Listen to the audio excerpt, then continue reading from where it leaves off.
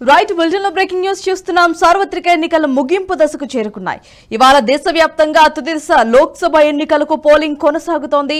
ఇక ఈ చివరి దశలో 8 రాష్ట్రాలు ఒక కేంద్రపాలిత ప్రాంతంలో మొత్తం 57 స్థానాలకు ఎన్నికలు జరగనున్నాయి. ఈ దశలో మొత్తం 10.6 కోట్ల మంది ఓటర్లు తమ ఓటు హక్కు వినియోగించుకోనున్నారు. సార్వత్రిక ఎన్నికల్లో భాగంగా ఇప్పటి వరకు 28 రాష్ట్రాలు కేంద్రపాలిత ప్రాంతాల్లో పోలింగ్ పూర్తయింది. జూన్ 4న ఓట్ల లెక్కింపు జరగనున్నది.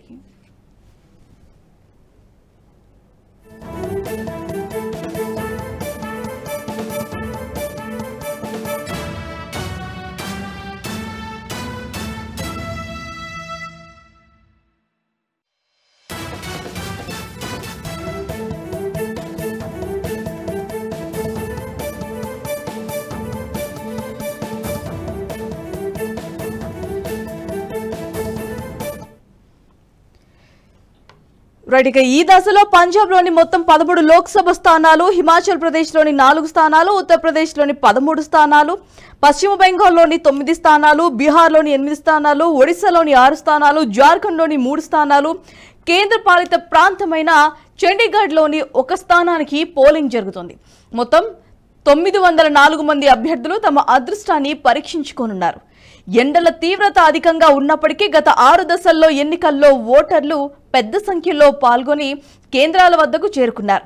గత 2 దశల్లో పురుష ఓటర్ల కన్నా మహిళా ఓటర్లే అధికంగా తమ ఓటు హక్కు వినియోగించుకుంటున్నట్లుగా ఎన్నికల కమిషన్ ఒక ప్రకటనలో తెలిపింది. ప్రజలు పెద్ద సంఖ్యలో ఓటింగ్కు తరలి రావాలని ఈసీ పిలుపునిచ్చింది. దీంతో ఓటర్లు అధిక మొత్తంలో పాల్గొని తమ ఓటు హక్కును వినియోగించుకుంటున్నారు.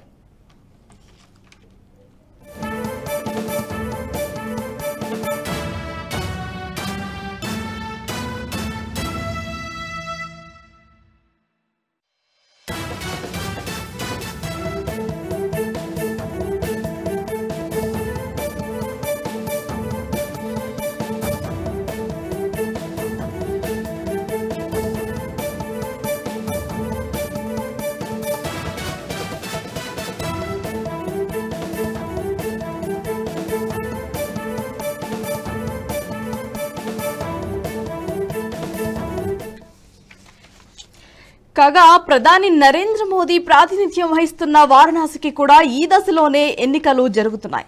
మోదీతో పాటు మరికొందరు కీలక నేతలు ఈ దశలో తమ అదృష్టాన్ని పరీక్షించుకోనున్నారు. మోదీకి పోటీగా కాంగ్రెస్ తరపున అజయ్ రాయ్ బరిలో ఉన్నారు. ఇక హిమాచల్ ప్రదేశ్లోని మండి నుంచి కంగనా రనౌత్ బీజేపీ తరపున ప్రాతినిధ్యం వహిస్తుండగా కాంగ్రెస్ నుంచి విక్రమాదిత్య సింగ్ బరిలో ఉన్నారు. చండీగఢ్ నుంచి కాంగ్రెస్ తరపున మనీష్ తివారీ పోటీ చేస్తుండగా బీజేపీ నుంచి సంజయ్ బరిలో ఉన్నారు. అయితే పోలింగ్ ప్రక్రియ ముగియగానే ఎగ్జిట్ పోల్స్ వెలువడనున్నాయి. కాగా సాయంత్రం 6:30 తర్వాత ఎగ్జిట్ పోల్స్ ప్రకటించాలని సిఈసి ఆదేశాలు జారీ చేసింది. సిఈసి నిబంధనలకు విరుద్ధంగా ఎవరైనా గెజిట్ పోల్స్ ను ప్రకటిస్తే కఠిన చర్యలు తీసుకుంటామని కేంద్ర ఎన్నికల సంఘం హెచ్చరికలు జారీ చేసింది.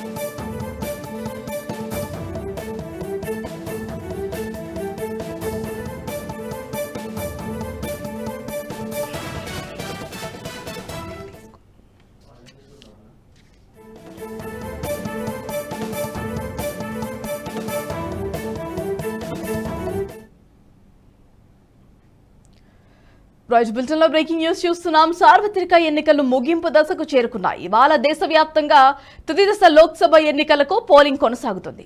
ఈ చివరి దశలో 8 రాష్ట్రాలు ఓ కేంద్రపాలిత ప్రాంతంలో మొత్తం 57 స్థానాలకు ఎన్నికలు జరుగుతున్నాయి. ఈ దశలో మొత్తం 10.6 కోట్ల మంది ఓటర్లు తమ ఓటు హక్కు వినియోగించుకోనున్నారు. సార్వత్రిక ఎన్నికల్లో భాగంగా ఇప్పటి వరకు 28 రాష్ట్రాలు కేంద్రపాలిత ప్రాంతాల్లో పోలింగ్ పూర్తయింది. జూన్ 4న ఓట్ల లెక్కింపు జరగనున్నది.